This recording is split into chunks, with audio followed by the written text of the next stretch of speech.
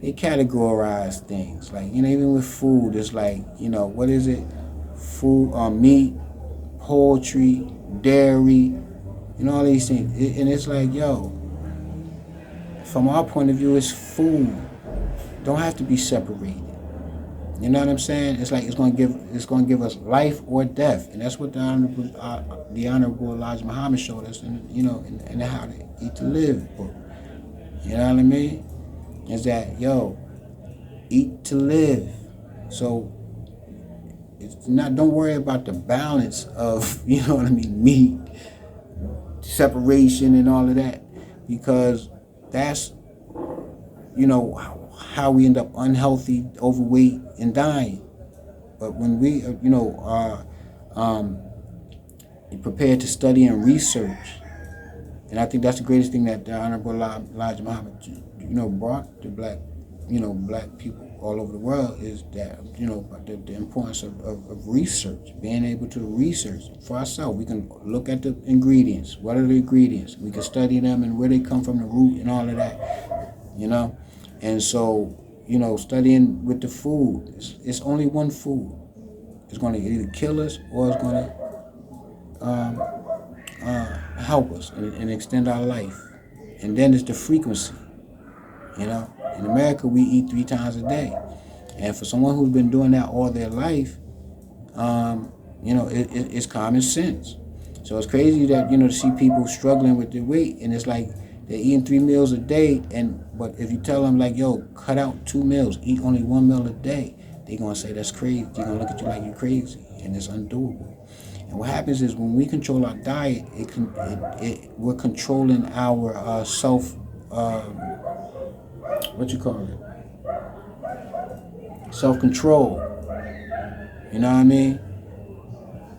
There's a word that starts with D, discipline. It gives us discipline. So, our body has to rest, And so one thing that the Honorable Elijah Muhammad talking about too is that once we start going to the doctor, we're not going to stop. It's like taking a car to a mechanic, used car, You always have to come back, because he's going to keep on having you coming back. Same with the doctors. Like, they're making a living with, return visits, return clients, and we're making them wealthy while our people are sick and not living long, So anyway, the whole thing is about, uniting. And this whole thing is based on the lesson number 6 in the 1 through 14 of the Supreme Wisdom. And so the question is, why does the devil call our people Africans? The answer: to make our people of North America believe that the people on that continent are the only people they have and are all savage. He bought a trading post in the jungle of that continent. The original people live on this continent, and they are the ones who strayed away from civilization and are living a jungle life. The original people call this continent Asia, but the devil calls it Africa to try to divide them. He wants us to think that we are all different. So, that's powerful. That's powerful.